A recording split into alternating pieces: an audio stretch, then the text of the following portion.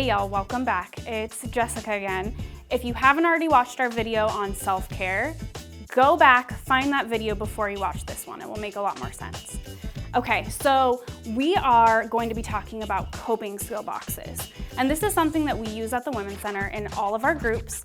Every after-school group has their very own coping skill box that they brainstorm the items they want in their box, and they can use that during group time. But coping skill boxes are also something that each individual can make and use on their own. So I'm going to teach you and show you the things that you can use to make your own coping skill box. So what you'll need is a box or a bag. It doesn't have to be a box if you don't have one.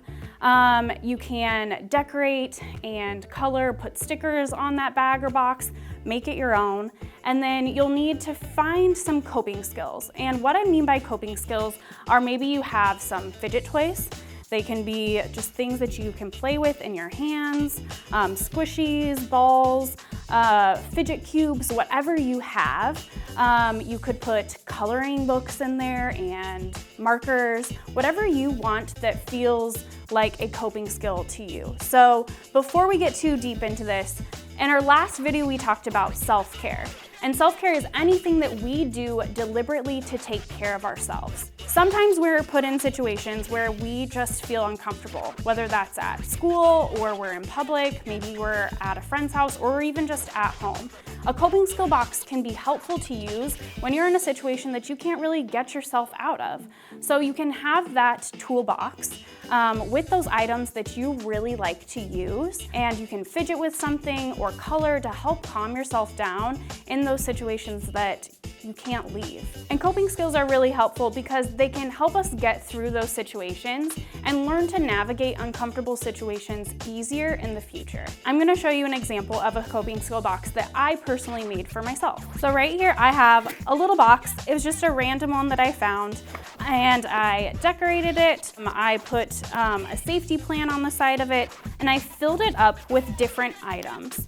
So I have squishies, because I love fidgeting with squishies. Now that a lot of us are at home all the time, I often sit with one of my squishies and just squish it during work, during meetings, during groups with y'all. I also have a fidget cube, some chapstick, because that's very important right now, Play-Doh, and then I put some cards in there as well. They're just blank, but they help me sit and think about maybe someone that I'm missing right now that I wish I could be with, and I can just sit and write them a card and mail them, or even writing to myself.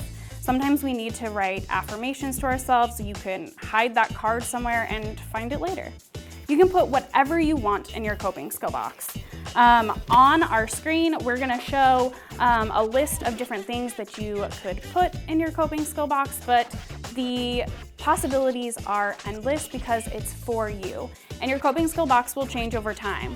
What helps you calm down now may not help you in a month from now or a year from now. So your coping skill box will be ever changing, and as you get more and more comfortable navigating those uncomfortable situations that you might be in, you can switch out things.